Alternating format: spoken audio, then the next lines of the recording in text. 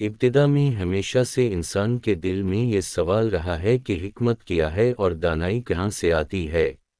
ہر دور کا آدمی عقل کی تلاش میں رہا ہے، مگر کچھ لوگ ایسے ہوئے جنہیں اللہ نے خاص حکمت عطا کی۔ انہی میں ایک نام حضرت لقمان علیہ السلام کا بھی ہے، جن کی دانائی اور فہم کو اللہ نے قرآن میں بھی ذکر کیا اور ان کی نصیحتوں کو رہتی دنیا تک کے لیے مثال بنا دیا۔ آج کی اس ویڈیو میں ہم آپ کو حضرت لقمان علیہ السلام اور ان کے گدھے کے واقعے کے بارے میں وہ سبق آموز حکمتیں سنائیں گے جنہوں نے صدیوں تک انسانوں کو یہ سکھایا کہ دنیا والوں کی باتیں ختم نہیں ہوتیں اور عقل کے بغیر انسان کبھی راضی نہیں رہ سکتا۔ آئیے آغاز کرتے ہیں اسلامک فیکٹس 313 کے اس روح پرور سلسلے کا۔ ایک زمانے میں حضرت لقمان علیہ السلام نرم دل، بردبار اور انتہائی دانشمند شخصیت کے طور پر جانے جاتے تھے۔ آپ غلام تھے، مگر حکمت ایسی پائی کہ بادشاہ بھی آپ کی بات کو احترام سے سنتے اور لوگ دور دور سے آپ سے مسائل پوچھنے آتے۔ آپ کی ہر بات میں صرف الفاظ نہیں بلکہ اللہ سے ملنے والی بصیرت ہوتی تھی۔ ایک دن آپ اپنے بیٹے کے ساتھ ایک سفر پر نکلے۔ اپنے ساتھ ایک گدھا بھی لیا تاکہ باری باری سفر آسانی سے طے ہو سکے۔ راستہ لمبا تھا، مگر یہ سفر دنیا کے سب سے مشہور اخلاقی واقعات میں سے ایک بننے والا تھا۔ حضرت لقمان نے بیٹے سے کہا کہ ہم چلتے چلتے لوگوں کی باتیں بھی سنیں گے تاکہ تمہیں سمجھ آ سکے کہ دنیا کا مزاج کیسا ہے۔ جب وہ ایک بستی کے قریب پہنچے تو لقمان علیہ السلام نے اپنے بیٹے سے کہا، بیٹا تم گدھے پر بیٹھ جاؤ اور میں ساتھ چلتا ہوں۔ بیٹا فوراً گدھے پر سوار ہو گیا اور لقمان پیدل ساتھ چلنے لگے۔ بستی کے چند لوگ یہ منظر دیکھ کر حیران ہوئے اور ایک دوسرے سے کہنے لگے، دیکھو کیسا نافرمان لڑکا ہے کہ خود تو آرام سے بیٹھا ہے اور اس کا باپ پیدل چل رہا ہے۔ حضرت لقمان نے بیٹے کی طرف دیکھا مگر خاموش رہے۔ انہوں نے کچھ نہیں کہا اور نہ لڑکے سے اپنی بے عزتی کا گلہ کیا۔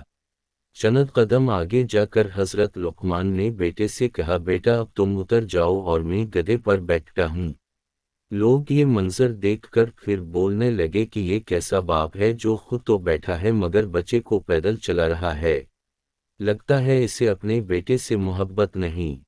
پھر بھی حضرت لقمان نے کوئی جواب نہ دیا بلکہ سفر جاری رکھا۔ بیٹے نے دل میں سوچا کہ ابتا پر لوگ ہمیشہ اعتراض کرتے ہی رہتے ہیں، مگر حضرت لقمان نے سکون سے کہا، بیٹا ابھی اور بھی کچھ دیکھنا باقی ہے۔ تھوڑی دور جا کر دونوں گدھے پر سوار ہو گئے تاکہ سفر کچھ آسان ہو جائے۔ جب بستی کے دوسرے لوگ انہیں دیکھتے ہیں تو شور مچا دیتے ہیں کہ یہ دونوں انسان گدھے پر ظلم کر رہے ہیں۔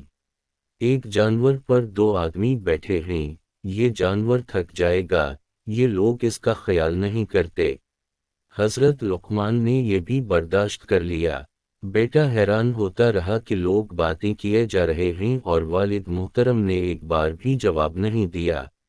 چند ہی لمحوں بعد حضرت لقمان نے کہا، بیٹا اب ایسا کرتے ہیں کہ ہم دونوں ہی پیدل چلتے ہیں اور گدھا خالی رہتا ہے۔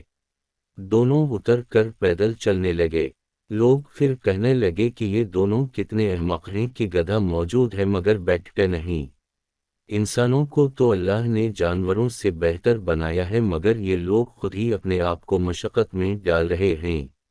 اب حضرت لقمان کے بیٹے کے صبر کا پیمانہ لبریز ہونے لگا۔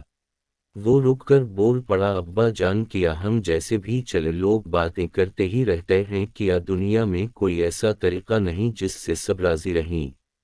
حضرت لقمان نے بیٹے کی طرف محبت سے دیکھا اور کہا، میرے بیٹے دنیا میں تم ایسا کام کر ہی نہیں سکتے جس سے ہر انسان راضی ہو جائے۔ اگر تم گدھے پر بیٹھو تو لوگ کہیں گے بے ادب ہو، اگر میں بیٹھوں تو کہیں گے ظالم ہوں، اگر دونوں بیٹھیں تو کہیں گے بے رحم ہو، اگر کوئی نہ بیٹھے تو کہیں گے بے وقوف ہو۔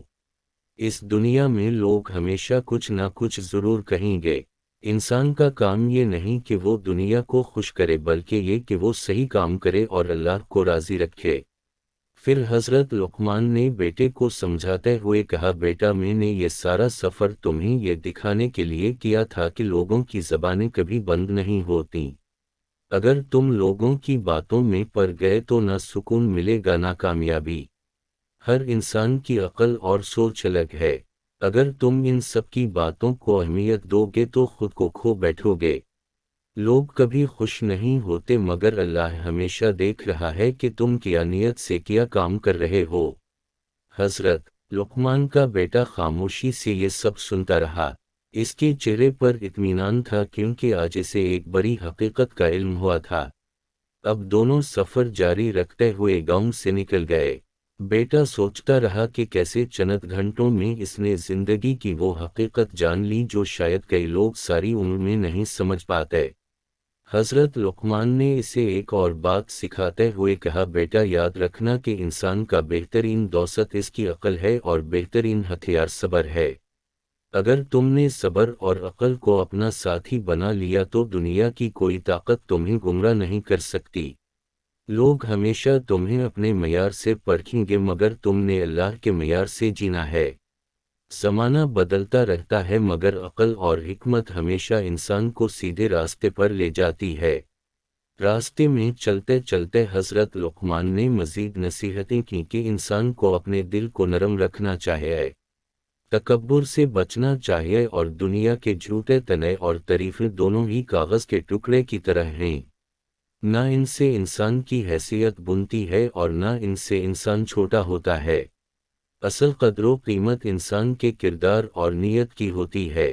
سفر کے اختتام پر حضرت لقمان کے بیٹے نے کہا، ابا جان آج میں نے سیکھ لیا کہ دنیا کی باتوں پر کان نہیں دھرنے چاہیے۔ لوگ اگر میں چلو تو برا کہتے ہیں اور اگر نہ چلو تو بھی برا کہتے ہیں۔ حضرت لقمان نے مسکرا کر کہا، بیٹا آج تم نے حکمت کا پہلا سبق سیکھ لیا ہے۔ اللہ سے دعا ہے کہ باقی زندگی میں بھی تم سچائی پر قائم رہو اور کسی کی ناحق باتوں کا شکار نہ بنو۔ ہمیشہ یاد رکھنا کہ اللہ کے نزدیک ہم وہ ہے جو تم ہو، نہ کہ وہ جو لوگ تمہارے بارے میں سوچتے ہیں۔ یہ واقعہ صرف حضرت لقمان کے بیٹے کے لیے نہیں تھا بلکہ تمام انسانیت کے لیے تھا۔ آج بھی جب ہم دنیا کی باتوں میں الجھ جاتے ہیں تو یہ واقعہ ہمیں یاد دلاتا ہے کہ خود کو کھونے سے پہلے ٹھہر کر سوچو کہ کیا دنیا کے تنے واقعی ہم ہیں یا اللہ کی رضا۔ یہ واقعہ زمانوں تک انسان کو یہی سمجھاتا رہے گا کہ اگر تم سچائی پر قائم ہو تو دنیا کے مذاق، اعتراض، تنقید یا تضحیک تمہیں نہیں روک سکتی۔ اصل راستہ وہ ہے جو اللہ دکھائے اور انسان کا اصل سرمایہ اس کی نیت اور عمل ہے۔